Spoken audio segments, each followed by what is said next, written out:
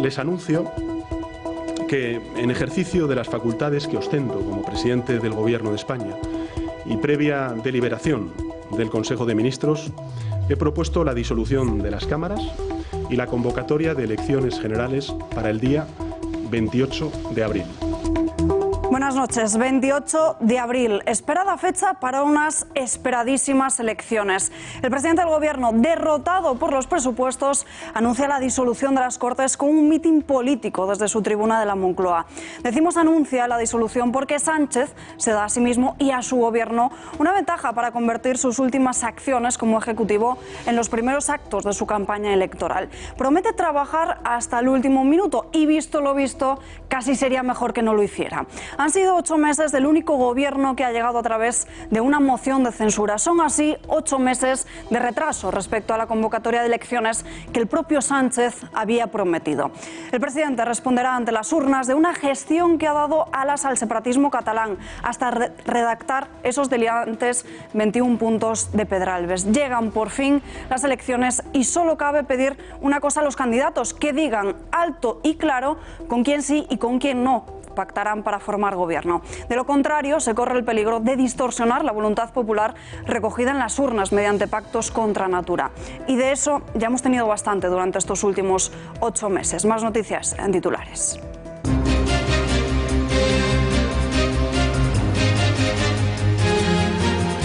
Vuelve las de Franco para tapar las vergüenzas del Gobierno. El Consejo de Ministros ha aprobado hoy el acuerdo por el que se resuelve el procedimiento para la exhumación de Francisco Franco. La ministra de Justicia, Dolores Delgado, ha calificado esta decisión como un acto que contribuirá a la convivencia de todos los españoles.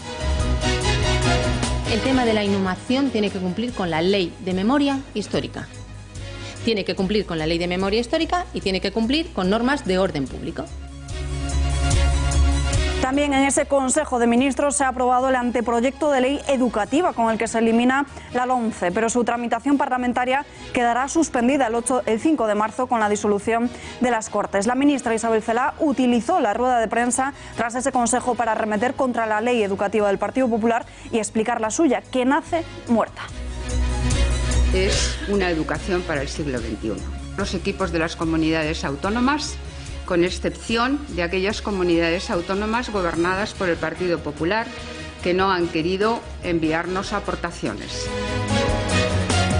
El Tribunal Supremo ve posible terminar el juicio a los golpistas antes del 28 de abril, de la fecha de las elecciones generales. Esperan que, a pesar de que haya citados cerca de 500 testigos, los que por ahora se les debe preguntar deben ser muy concretos y sus testimonios deberían ser concisos. El presidente de Estados Unidos, Donald Trump, ha declarado este viernes el estado de emergencia nacional en la frontera con México para costear la finalización de su muro de separación entre ambos países, tras considerar insuficiente la partida de 1.500 millones de dólares aprobada finalmente por el Congreso del país. ¿Engorda la fruta después de comer? ¿Son tan light los refrescos como nos los venden? ¿Mejor la quinoa o el arroz? Desmontamos los mitos sobre nutrición en nuestra sección de vida y estilo, en la que hablaremos también de una técnica que ayuda a reducir el insomnio, la ansiedad y el estrés. Estén muy pendientes. Este viernes 15 de febrero se celebra el Día Mundial del Niño con Cáncer, una jornada en la que la Fundación Juega Terapia ha querido hacerles un pequeño homenaje. Les mostraremos esta iniciativa al final de este informativo.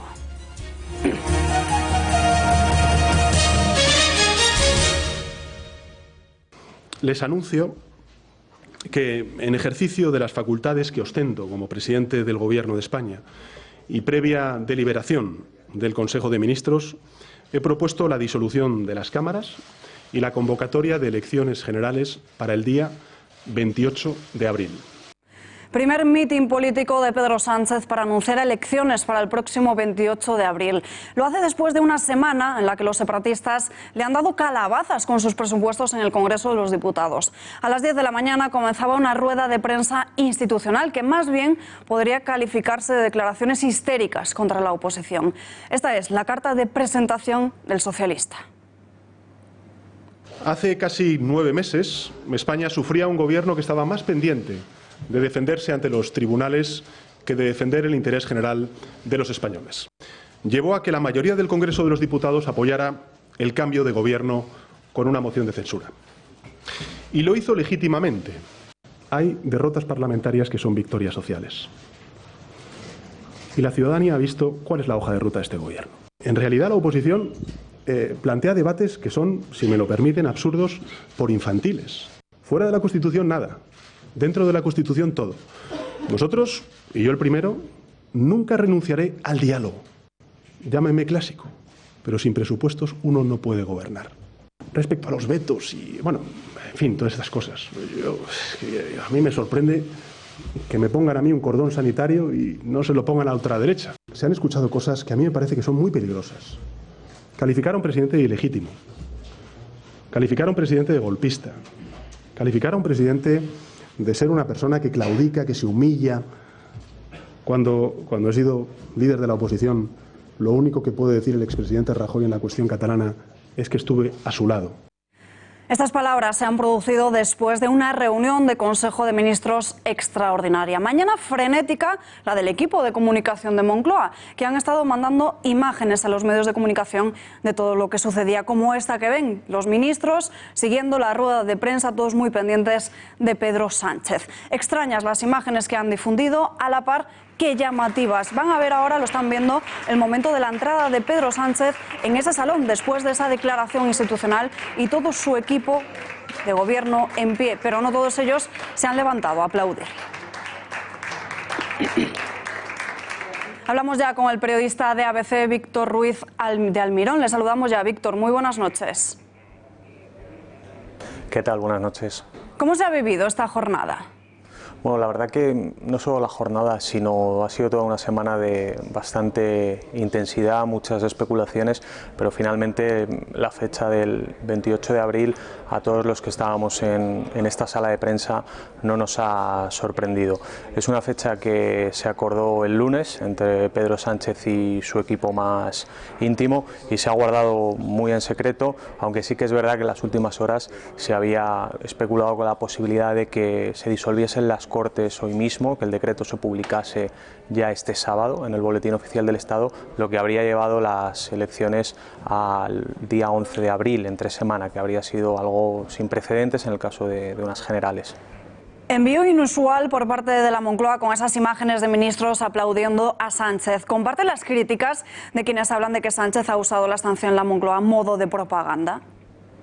Bueno, yo creo que esas imágenes son una anécdota más, la última, de una presidencia que evidentemente tiene mucho de construcción de un personaje y de un estilo presidencial del que Pedro Sánchez carecía hasta hace unos meses. Además son imágenes que demuestran algo que, bueno, entiendo que en todos los gobiernos pasa, pero desde luego en este es muy acentuado, que es el culto a la personalidad del presidente por parte de sus ministros. Pero sin duda alguna, más allá de estas imágenes, esta ha sido una presidencia breve de 8 meses que se ha centrado mucho en esa construcción de una figura que hasta ahora carecía Pedro Sánchez. Nunca en las encuestas Pedro Sánchez había ido en primera posición, siempre por detrás del PP, incluso unas semanas antes de la moción de censura nos podemos acordar de que era tercero, incluso cuarto, y por eso quizá tanta fijación con la política exterior, que puede estar bien, pero que normalmente está más asociada al final del mandato de los presidentes. Concentrar tanta agenda exterior en el inicio del mandato yo creo que ponía muy muy de manifiesto esa idea, ¿no? También el tomar medidas con un carácter claramente propagandístico, medidas que se presentaban como medidas que iban a ser realidad muy pocos días después. Estoy pensando ahora, por ejemplo, en la supresión de los aforamientos que se nos anunció a la vuelta del verano en septiembre, que se nos dijo que en 60 días estarían suprimidos los aforamientos políticos. Es una de las cosas que se va a quedar pendiente. Así que yo creo que sí, que evidentemente es un gobierno que se ha centrado mucho en esa construcción de un perfil presidencial del que Sánchez carecía hasta ahora. ¿Se puede comparar esta legislatura con otras anteriores? Bueno, cuando hablamos de esta legislatura no hay que hablar solo de la presidencia de Sánchez, sino de la legislatura que empieza tras las elecciones del 26 de junio de 2016 y desde luego que no. Si la unimos además con la legislatura fallida anterior, la que dio lugar después del 20 de diciembre de 2015, yo creo que es un periodo absolutamente inédito. 2 mociones de censura, 2 presidentes, una moción fallida, otra que sale adelante, primer presidente que no es capaz de sacar adelante unos presupuestos. Y ahora vamos a ir a unas elecciones en las que se va a dar la paradoja de que los líderes que más tiempo llevan al frente de sus partidos son los líderes de Ciudadanos y Podemos. Es un cambio respecto al periodo político anterior y desde luego yo creo que es una legislatura sin precedentes, caracterizada por la cuestión de Cataluña, caracterizada también por las crisis internas en los partidos políticos, la que afectó al PSOE, la que devino en el Partido Popular después de la moción de censura, y yo creo que, bueno, desgraciadamente probablemente para los españoles tampoco podemos afirmar en este momento que la que vaya a venir después de las elecciones del 28 de abril vaya a ser mucho más estable. Pero desde luego hasta ahora yo sí considero que esta es una legislatura que no tiene ningún precedente, puede tener una consideración positiva desde el punto de vista de cierta épica política o periodística, pero desde luego también una clara connotación negativa, porque la producción legislativa, la incapacidad para resolver los problemas del país ha sido manifiesta. El Gobierno ha dicho que trabajaría hasta el último momento. Previsiblemente la disolución de las Cortes será el 5 de marzo. ¿Dónde van a centrar sus esfuerzos entonces? Sí, bueno, esto es algo que hemos visto ya en este primer Consejo de Ministros esta mañana. Se aprueba un proyecto de ley educativa cuando se tiene la absoluta convicción de que esto no va a poder entrar en vigor, porque la tramitación de un proyecto de ley requiere un periodo de sesiones amplísimo, en torno a 6 meses en el mejor de los casos. Es un acto evidentemente de campaña electoral. El caso de la exhumación de Franco, que también hoy se da uno de los últimos pasos, es algo diferente, porque sí que es algo en lo que el Gobierno venía trabajando desde hace muchos meses, pero lo mismo, nos adentramos en un periodo electoral y es algo que probablemente llegue sin concluir a las elecciones, que es lo que va a caracterizar este mandato de Pedro Sánchez. Muchos anuncios, pero la mayoría de las cosas sin concluir. Es verdad que las Cortes se van a disolver en esa fecha que decíais, del 5 de marzo, pero también es verdad que el Gobierno tiene todavía una serie de consejos de ministros por delante hasta entonces, en las que puede aprobar decretos leyes, y hay que recordar que la Diputación Permanente del Congreso sí que tiene capacidad para convalidar estos reales decretos, así que no es para nada descartable que el Gobierno en las 2 próximas semanas apriete la maquinaria. Hay cuestiones que quiere hacer, como la reforma laboral, cuestiones de fiscalidad verde, de impuestos a grandes fortunas, que probablemente va a querer que estén en el centro del debate electoral y van a ser el eje de campaña del Partido Socialista. Víctor Ruiz de Almirón, gracias y muy buenas noches. Buenas noches, gracias a vosotros.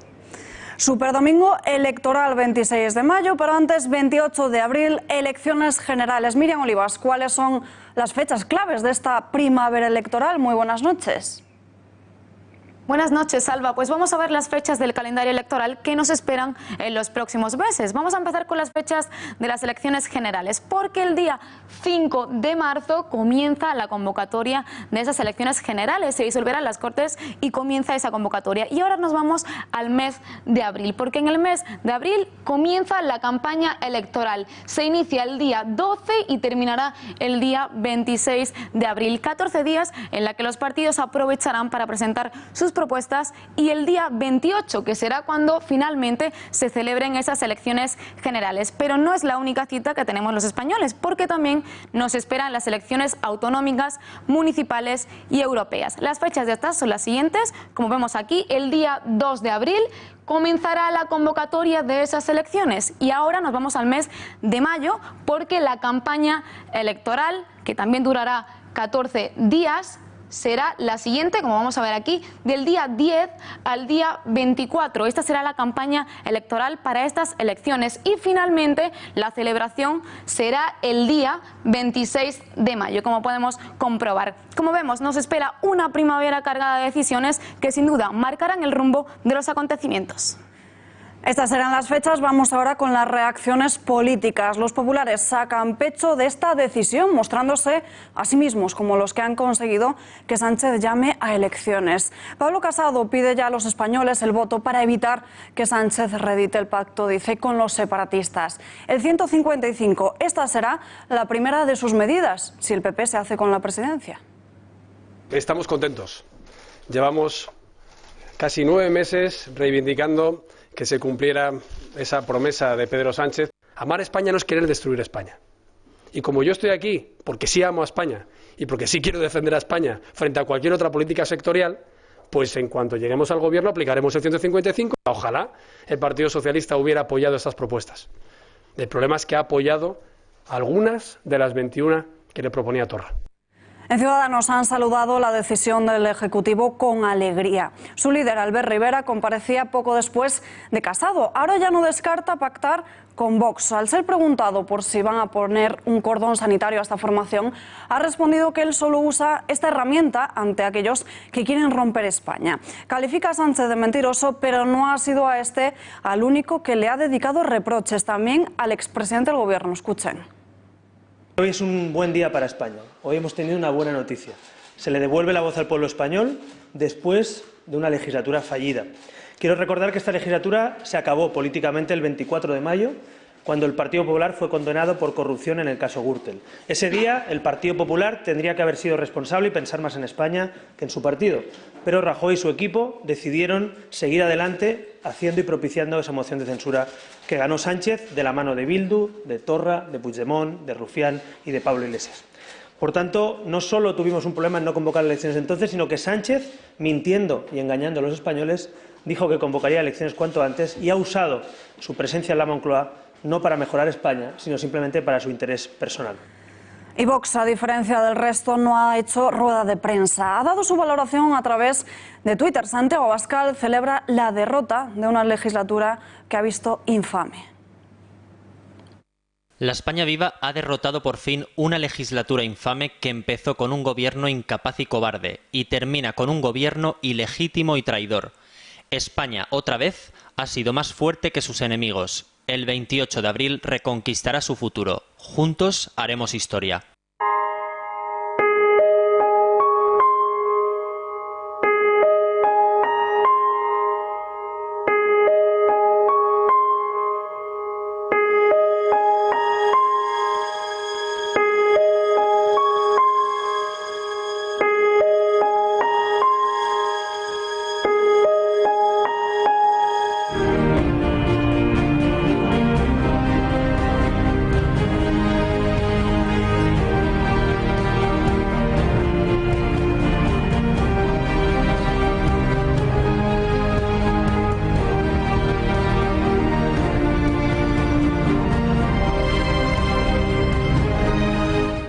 Desde Podemos se pensaba que sería Ione Belarra la que hablase públicamente, pero finalmente ha sido Irene Montero. La portavoz de las filas moradas apuesta por reconstruir el bloque de la moción de censura para alejar, dice, y apartar a Partido Popular, Ciudadanos y Vox.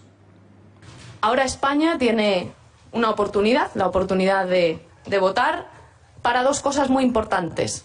La primera, que no vuelvan, y la segunda, seguir mejorando la vida de la gente.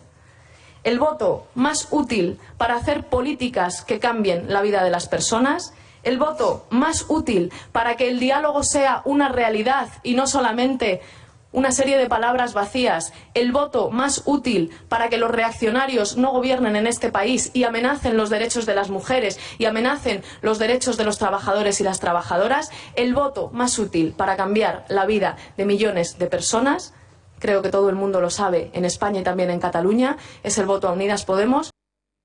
Después de haber dejado plantado al sanchismo con los presupuestos, ahora el separatismo le desagrada este escenario de urnas. La portavoz del Govern, Elsa Artadi, le recrimina a Sánchez falta de coraje. Los nacionalistas vascos, por su parte, aseguran verse como un partido fundamental.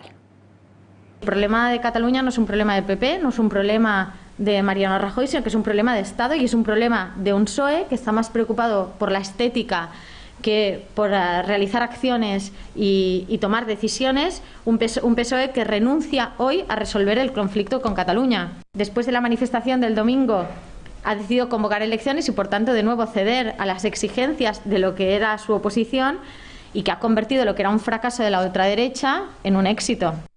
El momento, bueno, nos coge preparados. Hoy, tan importante o más que nunca, porque en la próxima legislatura va a tener que hacerse mucha política, más que nunca. Y seguramente vamos a ser también, como en otras ocasiones lo hemos sido, decisivos y protagonistas en la política que se haga en los próximos meses y en los próximos años.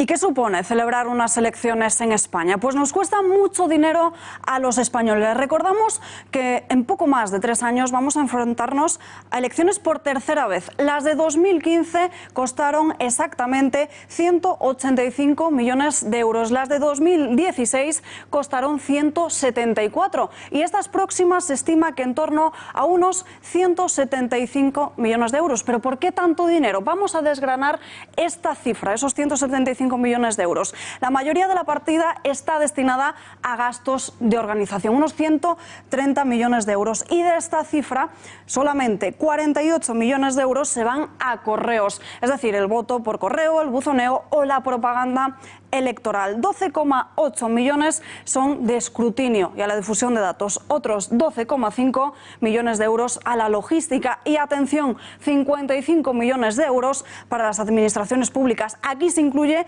el despliegue de las fuerzas y cuerpos de seguridad del Estado. Piensen que los efectivos que se despliegan son autonómicos y locales, Policía Nacional y también Guardia Civil. Y atención, porque el resto de dinero, 45 millones de euros, son las subvenciones electorales que el Estado le da a los partidos, en torno a 20.000 euros por cada escaño y que consigan en el Congreso y 80 céntimos por cada voto. Imagínense las cuentas con los partidos más mayoritarios. Todo este dinero depende, eso sí, del Ministerio del Interior. ¿Cómo se podría ahorrar parte de estos 175 millones de euros de los que hablamos? Pues haciendo que estas elecciones electorales se fuesen a un superdomingo electoral. Es decir, que coincidiesen las 4 urnas, la de municipales, autonómicas, europeas y estas generales que finalmente se celebrarán el 28 de abril. Pero más asuntos del día. Ha aprobado el proyecto de ley orgánica para la reforma de la Ley Orgánica en Educación, también conocida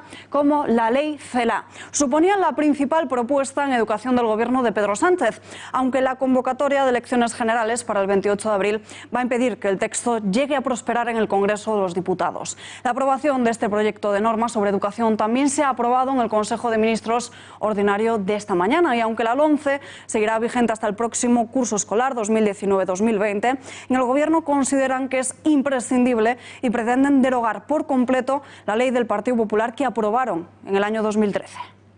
Es una educación para el siglo XXI. Es un proyecto de ley que efectivamente aborda la educación desde la perspectiva de las necesidades contemporáneas de un sistema educativo moderno, sólido y que enfrenta los principales problemas de la educación española. Los equipos de las comunidades autónomas, con excepción de aquellas comunidades autónomas gobernadas por el Partido Popular, que no han querido enviarnos aportaciones. El Consejo de Ministros da luz verde, como decimos, al proyecto de ley de educación de la ministra Celaá, que, entre otras cuestiones, elimina los 2 artículos de la LOMCE que convertían la asignatura de religión en una materia específica. Conexión con redacción de informativos. Pepe García Saavedra, ¿cuáles son las claves? Muy buenas noches. Muy buenas noches, Alba. La asignatura de religión tampoco contará como en la nota media de acceso a la universidad, ni tampoco para la obtención de becas. Entre otras medidas de la conocida como Ley Celaá está la obligación de los alumnos de ESO y primaria de estudiar una asignatura de educación en valores cívicos y éticos. Además, aquellos estudiantes que suspendan una asignatura en bachillerato podrán obtener el título y se vuelve a la antigua prueba de acceso a la universidad. En cuanto a la medida más polémica que aparecía reflejada en el borrador de este proyecto de ley y que ahora el Ministerio de Educación no habla en su nota de prensa, es la relativa a la cesión de las competencias a todas las comunidades autónomas con 2 lenguas oficiales para fijar el porcentaje de horas de castellano que habrá en las aulas. Ahora, esta nota de prensa se limita a señalar que el Gobierno garantizará el estudio en castellano en todo el territorio. De todas maneras, esta ley de Isabel Celaá nace muerta y no será tramitada en el Congreso de los Diputados después de adelantarse las elecciones por parte del presidente Sánchez. Gracias, Pepe, y muy buenas noches. El Ejecutivo ordena la exhumación de Franco. El Gobierno ha dado este viernes los últimos pasos en el procedimiento para esta exhumación, pero sin ser capaces de garantizar que efectivamente podrán sacarlo dentro de este emplazamiento. Dan 15 días para que la familia elija una ubicación donde inhumar sus restos. Eso sí, para el Ejecutivo, la cripta de la Catedral de la Almudena es una línea roja. En la rueda de prensa posterior al Consejo de Ministros se ha explicado que con esto se culmina el procedimiento. El tema de la inhumación tiene que cumplir con la ley de memoria histórica. Tiene que cumplir con la ley de memoria histórica y tiene que cumplir con normas de orden público, evidentemente. O sea, nosotros nos movemos porque esta es nuestra responsabilidad con el orden público y el cumplimiento de la norma. El plazo real es el de los 15 días que ahora mismo hay, con el que jugamos y partimos. Y luego prioridad se ha dado a la familia, como no puede ser de otra manera. O sea, al final se da a la familia ya, si se recoge en el acuerdo, la oportunidad de recoger los restos óseos de su familiar, porque esto es lo normal. Hablamos del anuncio del Gobierno con el abogado de la familia Franco, con Luis Felipe Utrera Molina. Señor Utrera Molina, muy buenas noches. Muy buenas noches. Con un Gobierno ya agotado, ¿qué le parece la decisión que han tomado hoy? Parece a la desesperada, ¿no? La verdad es que la decisión de hoy, aunque es la culminación de un procedimiento administrativo que estaba previsto en el Real Decreto Ley, se ha tomado pues con unos tintes propagandistas y con, en fin, yo creo que el Gobierno se mueve en el campo de la propaganda y en el marco de una campaña preelectoral. Por lo tanto, se ha pretendido pues realizar pues una especie de fuego de artificio con lo que no es más que el último trámite de un procedimiento administrativo que todavía tiene mucho recorrido, puesto que va a ser recurrido ante el Tribunal Supremo y por lo tanto no va a poder ser ejecutado por el Gobierno como algunos medios han adelantado, ¿no? El Ejecutivo les da un plazo de 15 días. ¿Qué es lo que van a hacer ahora? Ese plazo de 15 días no está previsto ni en el Real Decreto Ley ni en el procedimiento que se incoó.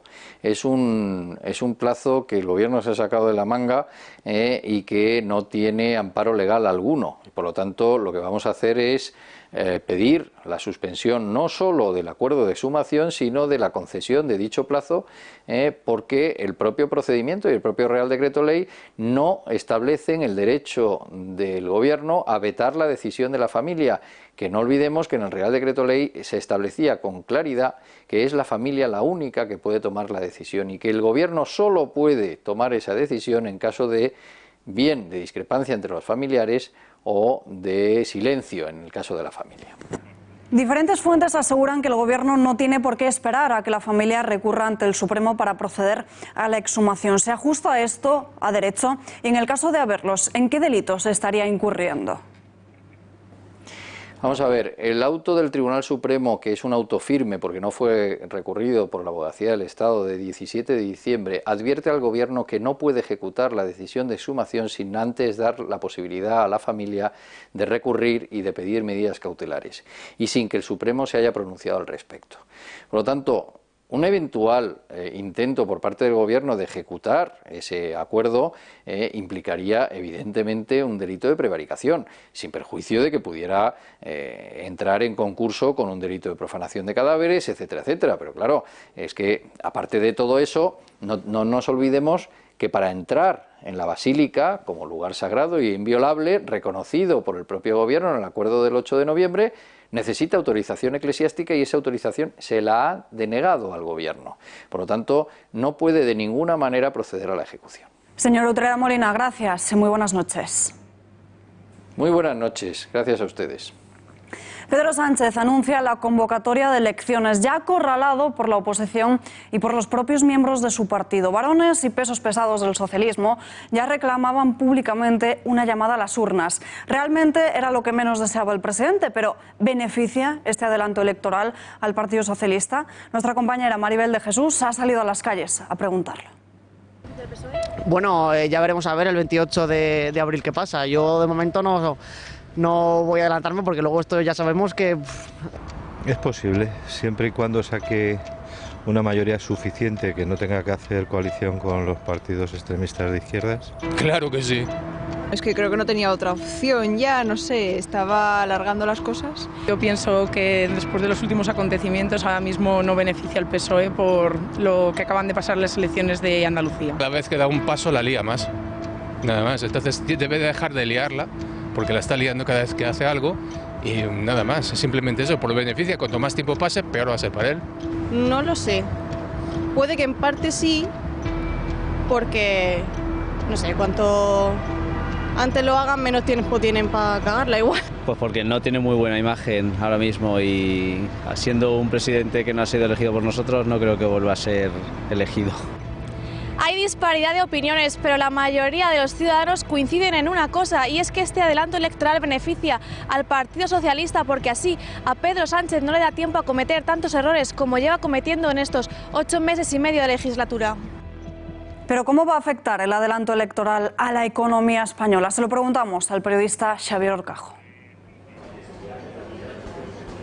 Bien, la bolsa tenía descontado el efecto de la convocatoria electoral de Pedro Sánchez. Se puede incluso hacer el cronograma a primera hora de la mañana, mientras se producía el anuncio, pues nada, todo planito. Y si ha cerrado en positivo, si ha cerrado en verde, si ha cerrado con alzas raspando el 9.100 de la bolsa, ha sido gracias a los bancos. Los bancos castigados semanas atrás, hoy se han beneficiado del efecto del anuncio del Banco Central Europeo, que ha dicho que va a haber inyección de más capital en el sector bancario, y los bancos españoles se han desahogado, han subido. Eso es lo que ha hecho que el índice general de la bolsa del IBEX 35 subiera al mismo tiempo que otros en Europa, con lo cual es evidente que la subida de hoy de la bolsa se debe a ese anuncio del Banco Central Europeo y es compartido por otras bolsas del continente. El efecto de lo de Sánchez, que podíamos valorar que duró hasta las 12 de la mañana, fue absolutamente plano. La bolsa no se resintió ni se alegró del pronunciamiento de elecciones el 28 de abril.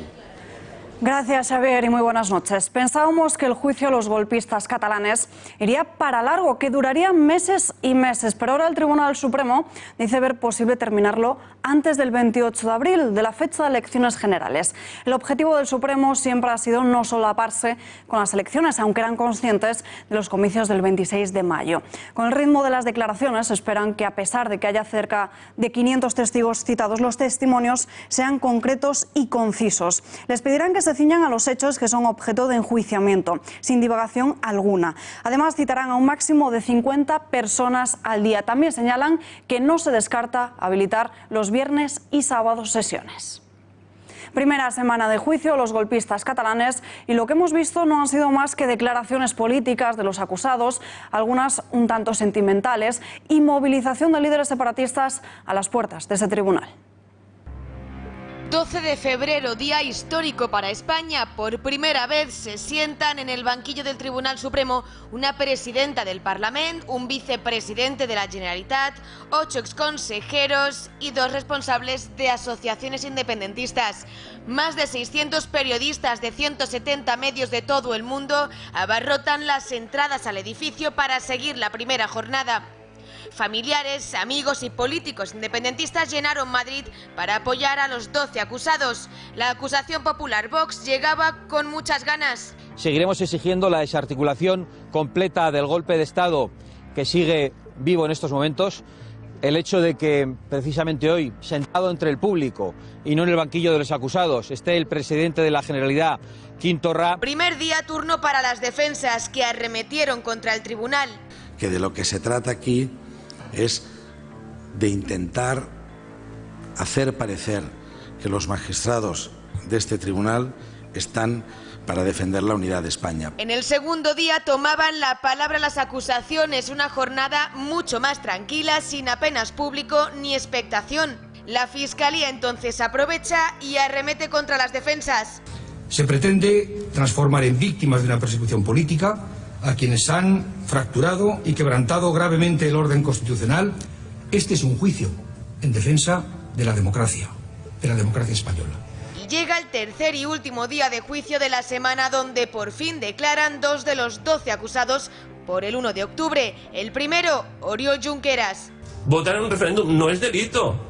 Trabajar para la independencia de Cataluña de forma pacífica no es delito. Nada de lo que hemos hecho es delito. Nada. Fui cesado por la aplicación del 155 y en estos momentos me considero un preso político. Mientras tanto, en la parte posterior del Supremo, compañeros de partido y de profesión catalanes se concentran para apoyarle. Bueno, yo creo que aquellos que conocemos a Oriol sabemos que lleva meses preparándola y será digno de ver.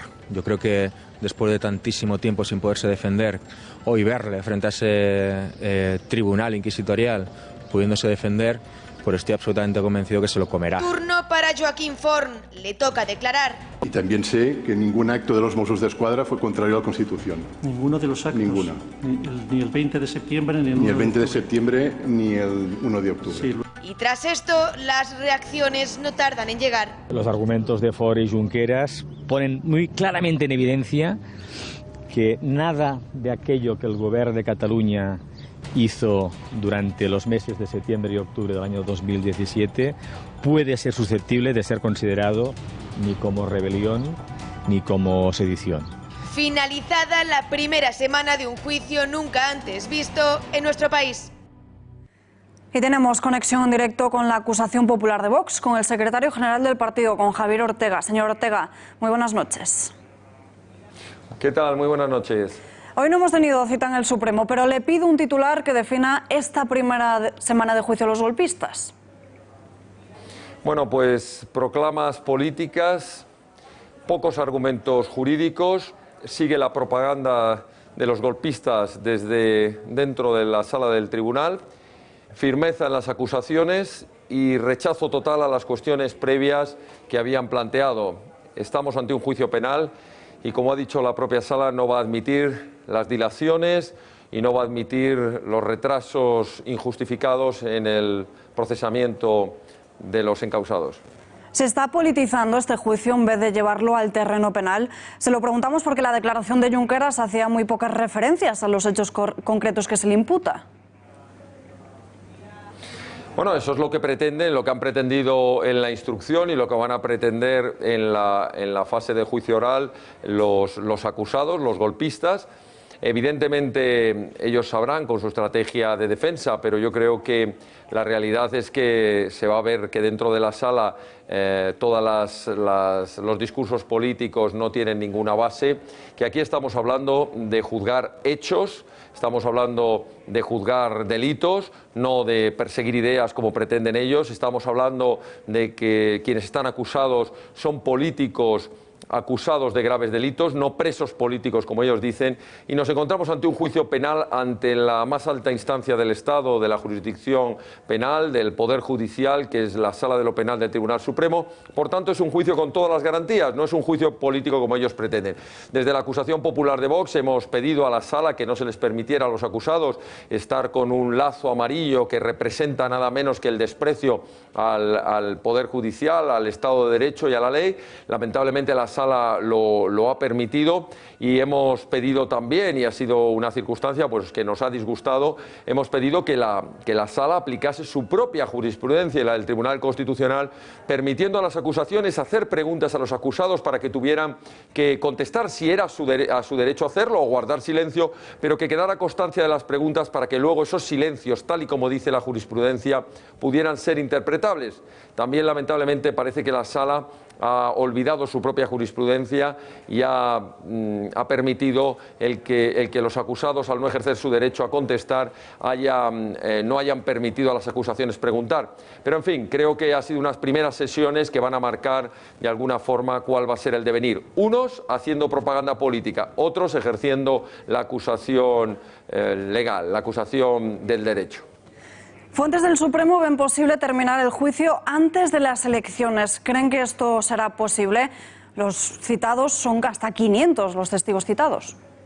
Bueno, va a ser complejo poder llegar antes de las elecciones. A nosotros, en cualquier caso, eso no nos preocupa. No es una cuestión de hacer una carrera ni de intentar hacer que el juicio se haga antes de una fecha o se haga después de una fecha.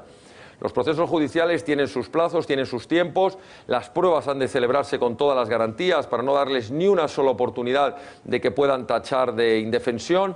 Las pruebas se van a celebrar porque vamos a demostrar que ha existido la gravedad de los delitos de rebelión, los delitos de malversación, de organización delictiva, de desobediencia, y por tanto no es una cuestión de calendarios, es una cuestión de garantías, es una cuestión de que el proceso siga, por supuesto, los pasos que tenga que seguir, sin permitiendo dilaciones indebidas, como se ha pretendido hasta la saciedad, con recursos y más recursos por parte de las defensas de los golpistas, y lo que tenemos que lograr al final es que se pueda llegar a una sentencia en su día tras un proceso que no puedan tachar de ninguna manera en falta de garantías procesales.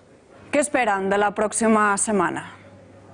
Esperamos por parte de las defensas de los golpistas, lamentablemente, mucho más discurso político. Lamentablemente esperamos que solamente se ciñan en sus contestaciones a las preguntas de sus defensas y, por tanto, por parte de las acusaciones seguiremos esperando el momento en el que comiencen los interrogatorios a los testigos, que son los que van a dar luz a la realidad de los hechos. Es decir, una cosa es el legítimo derecho de defensa, que es absolutamente respetable, y otra cosa es que se están juzgando hechos, se están juzgando pruebas, y ante la Sala vamos a demostrar, como en cierta manera ha quedado ya perfectamente acreditado en instrucción, que nos encontramos ante hechos y ante pruebas muy consolidadas que van a justificar sobradamente las peticiones de altas penas de prisión para los encausados.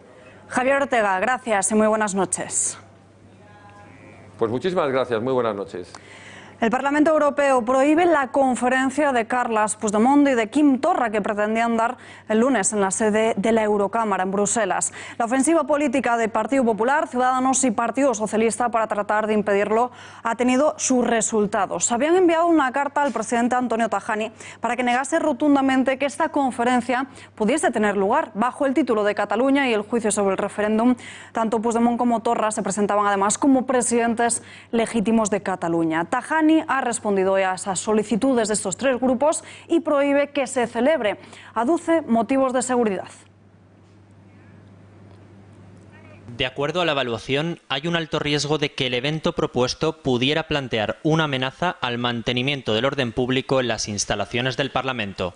El análisis ha concluido que las amenazas a la seguridad vinculadas al evento no pueden ser mitigadas por los servicios de seguridad del Parlamento.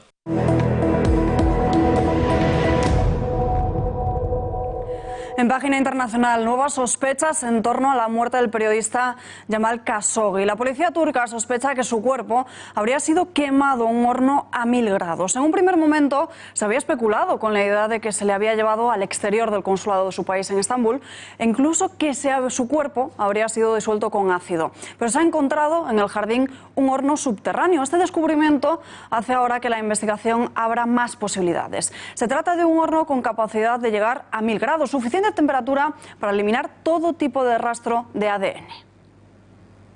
El presidente de Estados Unidos, Donald Trump, ha encarado este viernes el estado de emergencia nacional en la frontera de México para costear la finalización del muro de separación entre ambos países tras considerar insuficiente la partida de 1.500 millones de dólares aprobada finalmente por el Congreso de Estados Unidos. Así lo ha asegurado el presidente en una comparecencia ante los medios en la Casa Blanca. Desde allí ha argumentado que su decisión ha sido motivada por una invasión que vive el país por criminales o traficantes de drogas.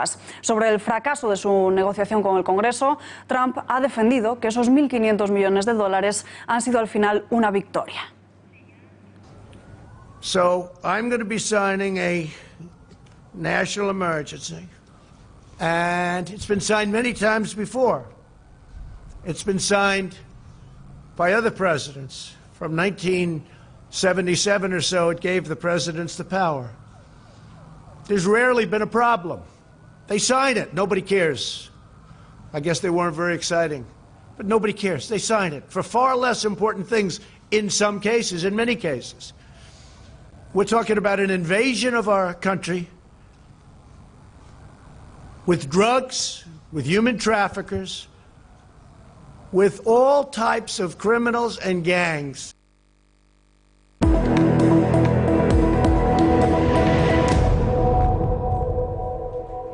Y abrimos nuestra habitual sección de todos los viernes de vida y estilo con la periodista Elisa García Falla. Elisa, muy buenas noches. Buenas noches, Alba. Bueno, hoy traes un tema muy interesante. Desmontamos mitos sobre la nutrición. Eso es, muchos mitos que nos hubiera gustado saber antes, porque no solamente es importante prestar atención a las etiquetas de los alimentos que compramos en el supermercado, sino que además tenemos que tener en cuenta ciertos mitos para que no nos la cuelen. Así que vamos a hacer una cosa, vamos a jugar a un juego y yo les voy a lanzar una serie de preguntas que ustedes van a responder en casa. Fundamentalmente me van a decir si sí o si no. Les voy a dejar unos segundos para recapacitar y después dar la respuesta. Vamos con la primera pregunta. ¿La fruta después de comer engorda?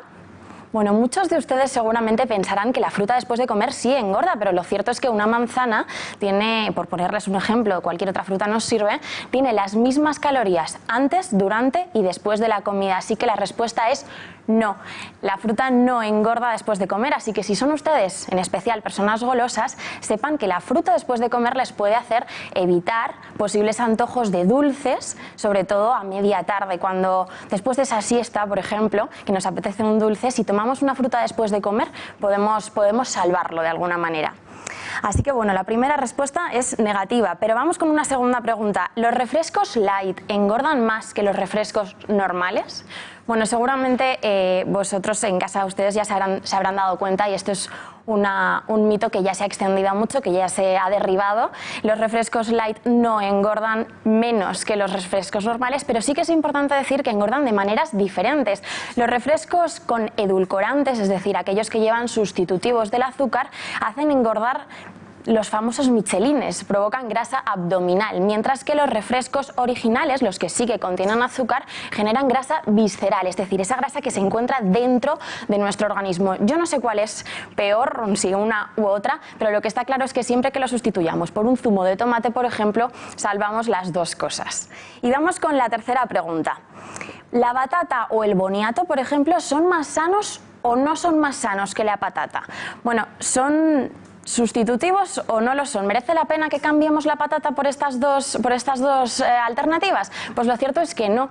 Lo cierto es que hay que comer de todo. Los nutricionistas nos recomiendan variar nuestra dieta y comer cuantas más cosas mejor. No es que unas tengan más calorías que otras, simplemente pues al hacer una tortilla de patata, por ejemplo, pueden ustedes utilizar menos aceite, pero no es más sana la batata o el boniato que la patata. En la variedad, ya saben ustedes, está el gusto. Así que no sé cómo irán ustedes de aciertos o o errores en casa, pero vamos con una cuarta pregunta. Y esta es interesante. ¿Beber agua durante las comidas engorda? Alba, ¿tú qué crees? ¿Durante las comidas no lo se sé. puede? No lo sé, sabemos. pero hay mucha gente que dice que sí. Que sí que engorda y que hay que beber agua pues 20 minutos antes de la comida, por ejemplo. Bueno, pues todo esto, sepan ustedes que son mitos.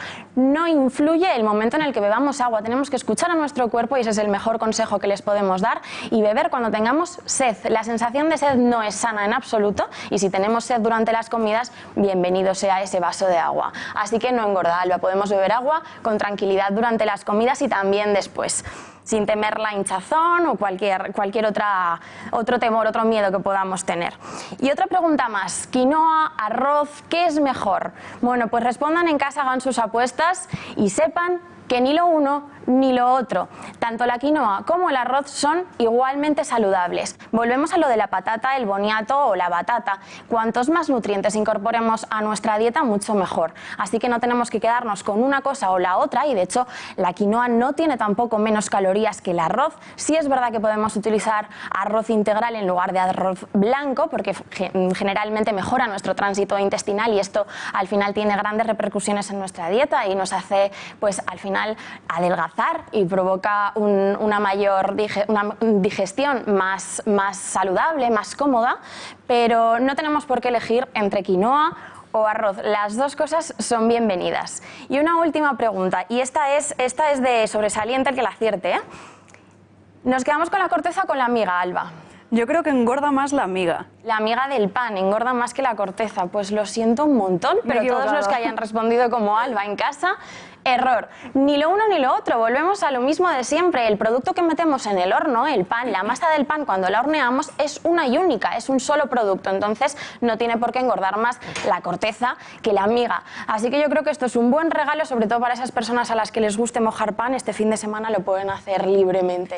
Desde luego, un gran descubrimiento, sobre todo el asunto de la quinoa, ahora que está tan de moda. Sí. Pero Elisa, creo que tienes más asuntos. Cuéntanos. Sí, bueno, ahora que vamos a poder disfrutar un poquito más comiendo, es importante e interesante destacar que cuando comemos en compañía de los nuestros, lo que hacemos es hacer las digestiones, como decíamos, menos pesadas, como con el pan integral, por ejemplo, que también se reduce toda la pesadez de la comida, ¿no? Nos hace sentirnos más saciados y mejora nuestro tránsito intestinal. Bueno, pues al final lo importante es sentirnos bien con nosotros mismos y, por ejemplo, tener conciencia del momento presente, y hablamos entonces del mindfulness. El mindfulness es una práctica, por ejemplo, que se puede relacionar con la meditación. Está muy de moda ahora y de hecho existen muchas clases y muchos cursos a los que podemos asistir para formarnos, y no consiste, como muchos de ustedes, estoy hoy puntillosa y voy a derribar todos los mitos habidos y por haber, no consiste en el olvidarnos de todo y dejar la mente en blanco, sino que consiste en tener una atención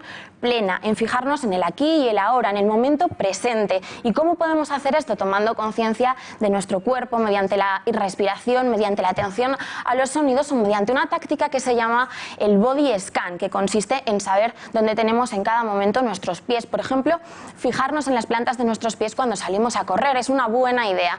Cuando tengamos todas las técnicas adquiridas a base de ir a cursos, a base de ir a clases colectivas, que siempre viene muy bien compartir impresiones con los demás, podremos practicar ese mindfulness en casa. ¿Y de qué manera lo vamos a hacer? Tendremos que habilitarnos un espacio cómodo en el que nos sintamos a gusto con nosotros mismos y en el que seamos capaces de respirar, de encontrar esa calma, de vivir el momento presente, igual que como comemos a gusto, sabiendo todos los mitos que acabamos de derribar. Pues Elisa, muchísimas gracias por estar aquí con nosotros. Muchas gracias a ti, Alba. Hasta la semana que viene. Y hoy, 15 de febrero, es el Día Mundial contra el Cáncer Infantil. Cada año se diagnostican más de 1000 nuevos casos en España. Afortunadamente, el índice de supervivencia es muy elevado, pero aún así hay carencia en las ramas de investigación. Más de 11.000 jóvenes entre 15 y 30 años serán supervivientes de cáncer infantil en el año 2020. Arropar a estos pacientes y apoyar a sus familias es una lucha que encaran día a día numerosas asociaciones y fundaciones de nuestro país, como por ejemplo la Fundación Juegaterapia. Bajo el lema de "Te mereces un regalo", lanzan un homenaje, que están viendo en sus pantallas, a los más pequeños, con ingredientes sencillos a la par que muy importantes: mucha magia y mucho amor. Para Julia y por Zoe. Un aplauso para todas las mamis. Y por papi. Y para los abuelitos que siempre están ahí. Y un aplauso para Max, que sé que me está esperando. Y por todos los niños del mundo.